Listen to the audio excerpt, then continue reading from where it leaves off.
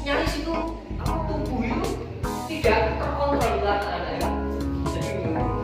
Jadi ya, padahal harus bermain ketika tenang, harus tenang kan gitu. Masya Allah. Kan gitu.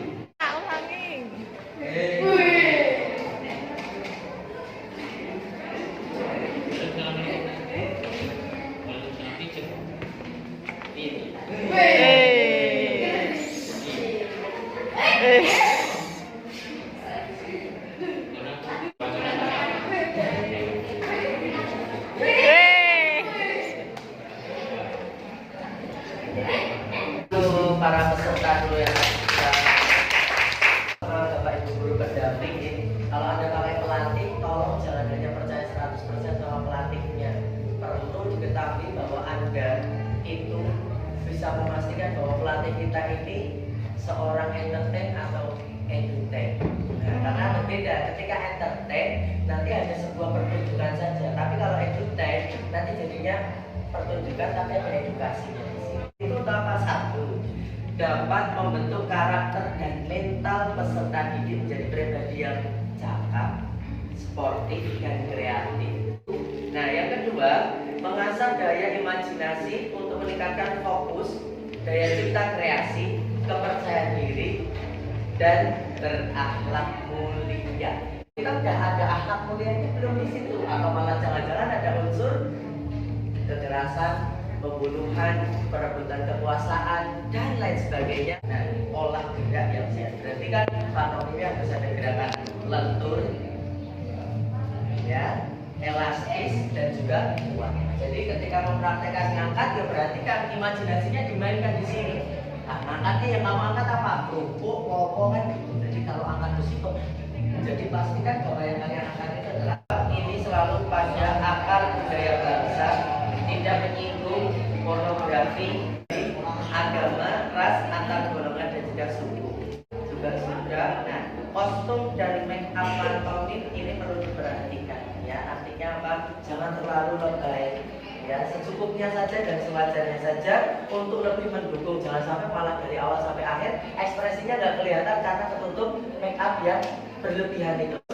Blocking itu kalau di sini juri tolong diperhatikan, pelatihnya disuruh mengarahkan bahwa besok jurinya di depan. Jangan sampai nanti jurinya ini dikai bengkong terus. Nah, pelatih ini ketika lupa atau mungkin musiknya lebih lambat daripada gerakan atau gerakan lebih cepat daripada musik, ya jangan berhenti, tetap lanjutkan dengan improvisasi. Ini penting sekali. Makanya perhatikan ketepatan ketika melempar bola belum dilempar sudah pukul. Nah, seperti itu betul diperhatikan. Dan juga ketika bola dilempar itu kan ada jarak biasanya. Nah, jaraknya itu harus disesuaikan dengan ketepatan. Contoh misalkan ketika melempar, ya lemparannya slow motion, ya gerakan mukulnya juga dibikin slow motion. Jadi ide cerita, nah ide cerita ini penting sekali karena apa? Karena itu yang akan menentukan penampilan dari sekolahan satu dengan yang lainnya. Karena ketika sama-sama itu olahraga, tapi ketika ide ceritanya itu out of the box, ini luar biasa. Makanya butuh sekali yang namanya kreativitas, daya imajinasi dan kesesuaian dengan tema. Jadi harus kompak, ya. Mimik wajah dan juga penjiwaan ini banyak sekali tadi mimik wajahnya yang belum maksimal. Jadi ekspresi apa, wajahnya seperti apa. Jadi kalau sedih ya ekspresinya sedih. Jadi jangan sampai ketika sedih ekspresinya madu. Sedih ya sedih.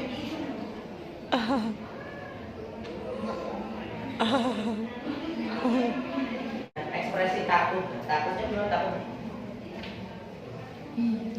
Ya seperti itu. Ya, jadi kalau takut ya belum takut. Warahmatullahi wabarakatuh. Waalaikumsalam. Dengan teknik dan kreativitas kemudian yang ingin saya soroti, hampir semua sama. Nah, pahamilah bahwa kreativitas dan ide cerita itu yang nanti menentukan dari teknik gerak dari anak-anak. Maksudnya begini, ketika pelatih atau pembina itu mengambil sebuah ide, gagasan, carilah yang berpeluang, berpotensi untuk menciptakan teknik gerak yang kaya dan baik, yang bisa menciptakan banyak imajinasi benda, misalnya menciptakan dimensi ruang yang bisa dipertanggungjawabkan, misalnya. Jangan justru kemudian menciptakan gerak-gerak anak-anak itu yang tidak terkontrol, yang liar, yang punya kenal ada beberapa jenis zat ya atau benda ya, yang gas, cair, padat. Ini yang sering saya selalu sampaikan kepada pembina ataupun peserta didik yang sebenarnya harus dimunculkan. Gas mudah kita ciptakan hanya dengan imajinasi, ekspresi kita pun sudah cukup, kan gitu kan? Gas sudah terbentuk, ya. Cair, bendanya, cair itu bentuknya menyesuaikan dengan tempat, kan gitu kan? Jadi fleksibel. Tetapi yang sulit untuk kita ciptakan dan harus banyak dimunculkan agar pertunjukannya indah, itu adalah benda padat. Benda padat itu punya sifat tentu saja tidak berubah. Berat, massa, jenis, dan seterusnya itu juga berpengaruh. Nah, itu yang banyak harusnya dieksplor dalam penggarapan sebuah pantomime, ya. Jangan hanya terjebak pada sebuah ide cerita yang justru hanya itu saja mengadakan pengulangan, melipat terus memanah dan seterusnya, ya.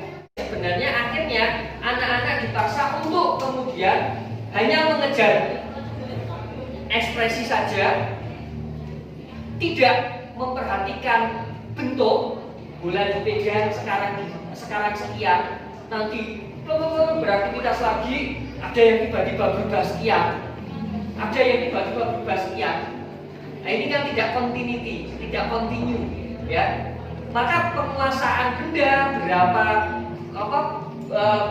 beratnya, berapa lebarnya, berapa besarnya, itu juga harus benar-benar diperhatikan.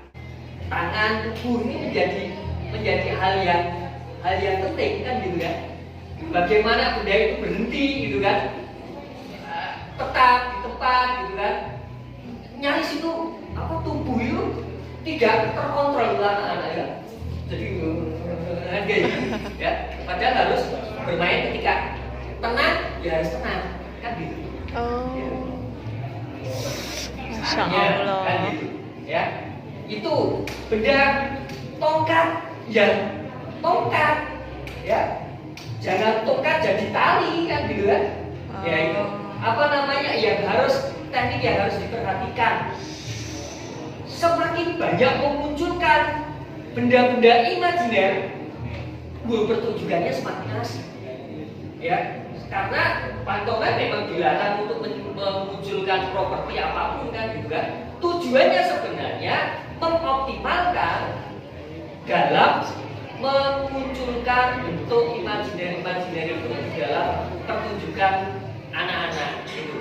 Terus yang berikutnya, dimensi ruang, ya. Dimensi ruang harus dipahami. Misalnya habis dimunculkan meja di sini, ya, meja di sini dimunculkan tiba-tiba lupa lagi di sini ada meja. Nabrak, hilang meja gitu, ya. Di sini tembok tadi kamar mandi, tiba-tiba temboknya hilang lagi, kan gitu kan. Nah, pemahaman ini juga harus dipahami karena dimensi ruang itu harus diperhatikan, gitu loh. Meskipun kalau kita berjalan dari sini misalnya, terus kita berjalan ke sini, terus ganti set lagi nggak apa-apa. Tetapi selama itu setnya masih di satu tempat itu, ya pahami kalau tadi di sini ada meja, di sini ada kursi, di sini ada vas dan seterusnya. Ya harus memahami bahwa ruang itu ada benda-benda itu. Justru kalau bisa memahami itu menjadi asik bermainnya. Di sini ada meja, di sini ada kursi sudah kita sepakati, di sini ada apa lagi gitu. Jadi ketika bergerak ya jangan lupa bahwa kita harus melewati benda-benda itu lagi, kan gitu.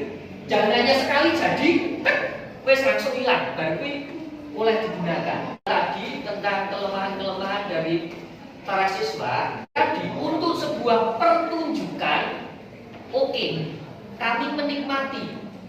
Tapi kalau untuk sebuah lomba, otomatis kan kita berpikir bahwa ini akan dibawa ke provinsi yang akan bersaing dengan kota kabupaten lain.